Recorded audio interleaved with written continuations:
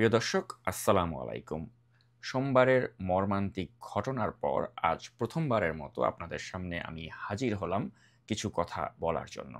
আসলে গত ২টি দিন কিছু বলার মতো মানসিক অবস্থাতে আমি ছিলাম না, যার ফলে চুপচাপ দেখেই যাচ্ছিলাম আমাদের রাষ্ট্রযন্ত্রকে নিয়ে ছেলেখেলা করা কতিপয় ডায়াপার পরা বুড়ো গাধাদের তামাশা।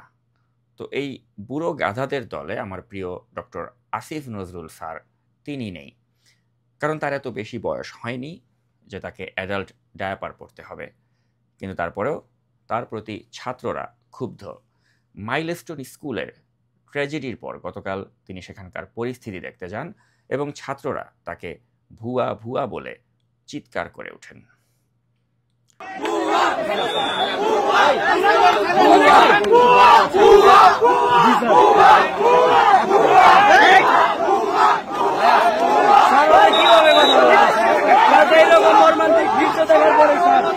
কিভাবে কথা বলবে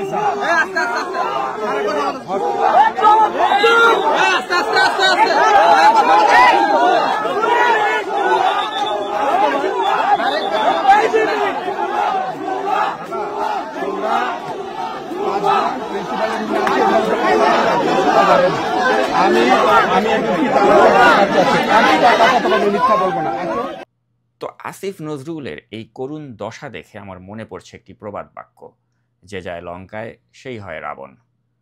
এই আসিফ নজরুল ক্ষমতার বাইরে যখন ছিলেন, হাসিনার সেই ফ্যাসিস্ট আমলে তিনি গণতন্ত্রকামী প্রত্যেকটা মানুষের হৃদয়ের মণিকোঠায় ছিলেন। অথচ এখন ক্ষমতায় বসে উপদেষ্টার দায়িত্ব নিয়ে তিনি এমনই একটি অজনপ্রিয় সরকারের প্রতিনিধিত্ব করছেন যারা জানে না, বুঝে না মানুষ কি চায়।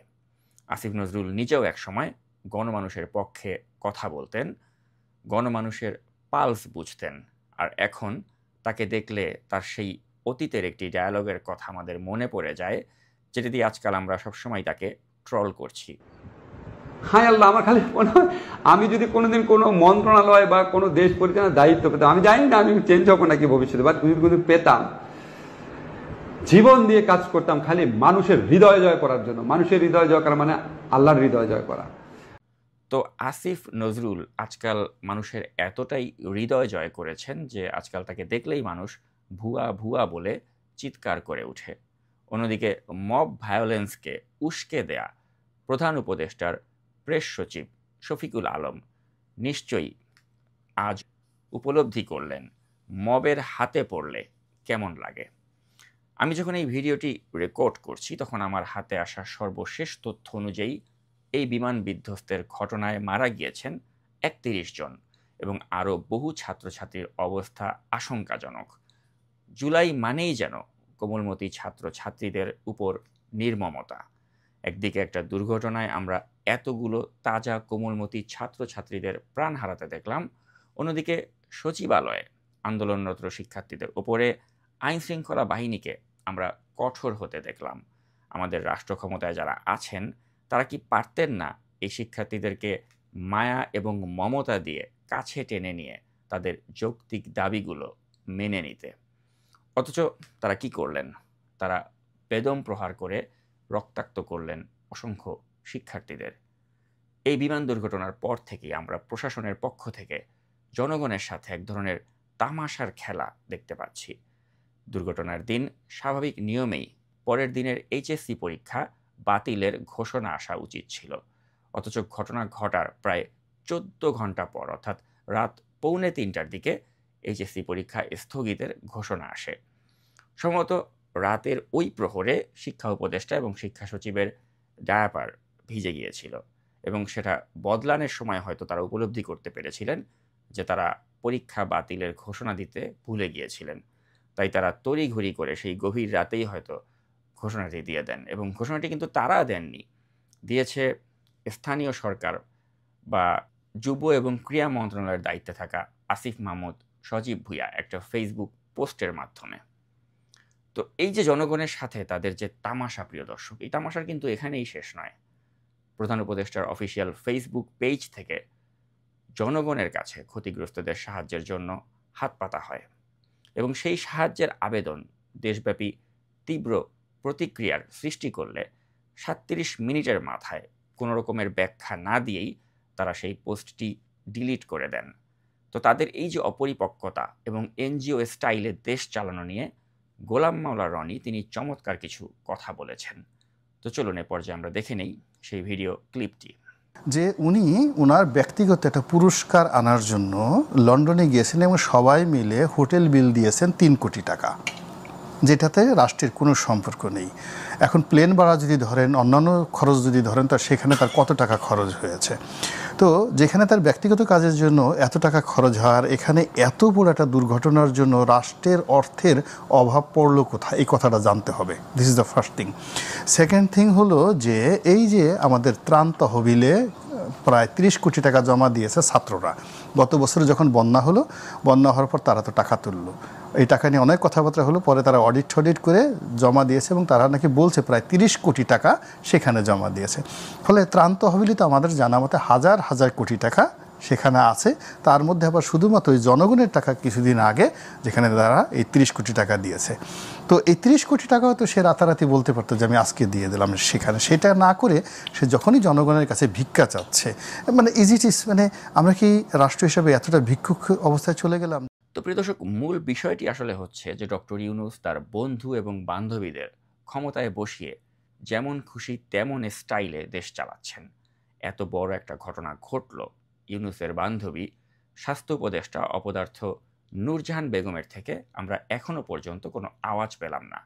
স্বাস্থ্য খাত বা জনস্বাস্থ্যের সাথে দূর দূরান্তেরও কোনো যোগাযোগ নেই এই ভদ্রমহিলার।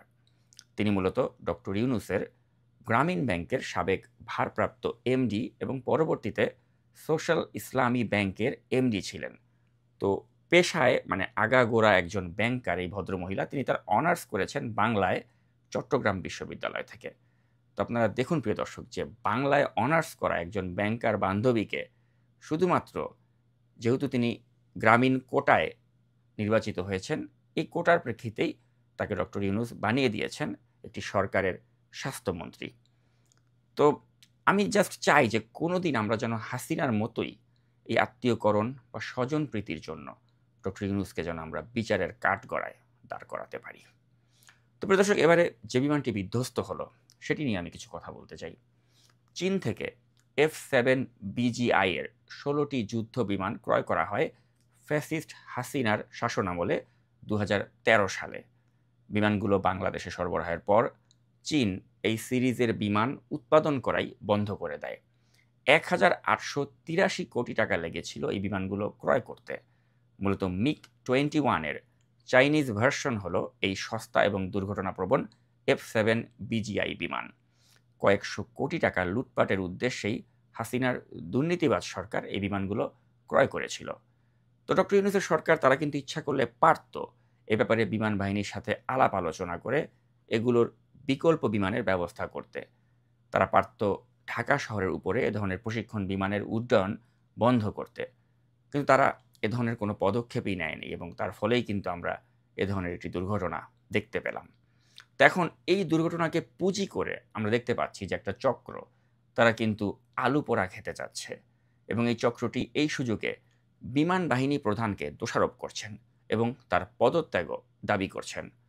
অথচ তারা কিন্তু জানেই না যে বিমান বাহিনীর প্রধান হাসান মাহমুদ খান তিনি বাংলাদেশ বিমান বাহিনীর একজন সুদক্ষ ফাইটার পাইলট। তিনি এ ক্যাটাগরির কোয়ালিফাইড ফ্লাইং ইনস্ট্রাক্টরও বটে। একজন পেশাদার এবং সুদক্ষ বৈমানিক হিসেবে তিনি এই দুর্ঘটনাপ্রবণ F-7 বিমানই শুধু নয়, বরং SF-25C, PT-6, T-37, FT-6, FT-7B, F-7MB, MiG-29UB, MiG-29B, FT-7BG, F-7BG ইত্যাদি অনেক প্রকারের বিমান তিনি উড্ডয়ন করেছেন। তিনি MiG-29 ফাইটার স্কোয়াড্রনের অগ্রগামী সদস্য হিসেবেও দায়িত্ব পালন করেছেন। তো তার মতো একজন মানুষ তিনি তার বাহিনীর সদস্যদের জেনে বুঝেই বিপদে ফেলেছেন, নিজেকে সুরক্ষিত রেখেছেন, ব্যাপারটা কিন্তু মোটেও তা নয়। তিনি নিজেও এসব ঝুঁকিপূর্ণ বিমানগুলো তিনি চালিয়েছিলেন এবং সরকার যদি জেনে বুঝে একটা দেশের বিমান বাহিনীকে কম দামি ঝুঁকিপূর্ণ বিমান ব্যবহারে বাধ্য করে, তখন আসলে কিন্তু সেই বাহিনীর প্রধান তার কিন্তু তেমন কিছু করার থাকে না। কারণ হাসিনার মতো একটা ফ্যাসিস্টের সাথে আপনি কিন্তু বার্গেইনিং করতে পারবেন না। আর তার সাথে যদি আপনি কোনো বিষয় নিয়ে দর কষাকষি করেন, তাহলে কিন্তু সে কখনোই আপনাকে কোনো একটা বাহিনীর প্রধান করবে না।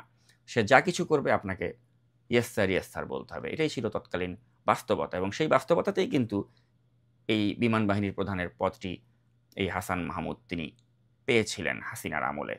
তো এখন যদি এই দুর্ঘটনার জন্য আমরা পুরো ব্লেমটা এই বিমান বাহিনীর প্রধান হিসেবে হাসান মাহমুদ খানকে দেই, তাহলে কিন্তু আমি মনে করি সেটা তার জন্য এক ধরনের অন্যায় হয়ে যাবে। কিন্তু তারপরে দেখা যাচ্ছে যে একটা চক্র তারা খুব কৌশলে তারা কিন্তু এই বিমান বাহিনী প্রধানের পদত্যাগ দাবি করছে, এবং আমি বিশ্বাস করি যে এটা হচ্ছে সেই চক্র যারা এই দেশকে অস্থিতিশীল করতে চাচ্ছে, এবং এরা হচ্ছে সেই চক্র যারা একদা দাবি তুলেছিল এবং বলেছিল যে হাসনাত না ওয়াকার, এবং সে সময় জেনারেল ওয়াকারুজ্জামানের পাশে কিন্তু দাঁড়িয়েছিল বিমান বাহিনী প্রধান এবং এই নৌবাহিনী প্রধান, এবং মূলত এই কারণেই কিন্তু সেই সময়ের ওই অস্থিতিশীল দেশকে করতে যে চক্রটি কাজ করেছিল, সেই ল্যাংটা সুলেমানের যারা লোকজন, তারাই কিন্তু মূলত এই বিমান বাহিনী প্রধানের পদত্যাগ দাবি করছেন নিজেদের হীন উদ্দেশ্য বাস্তবায়ন করার স্বার্থে। তো আমি আসলে যেটা বলতে চাই পরিশেষে প্রিয় দর্শক, যে সংস্কারের একটা সংসেজে ঢং করা এই ব্যর্থ ইউনূস সরকারের দিক থেকে আমাদের ফোকাসটাকে সরিয়ে অন্য কাউকে দোষী যেন আমরা না করি। সমস্যার মূলে না গিয়ে উদরপিণ্ডি বুদর ঘাড়ে দিয়ে যারা আলু পোড়া খেতে চাচ্ছে তাদের ব্যাপারে আপনাদের সতর্ক থাকার আহ্বান জানিয়ে শেষ করছি আজকের এই ভিডিও। আল্লাহ হাফেজ। সমস্যা না থাকলে দেখা দে, সমস্যা থাকলেও দেখা দে, আমি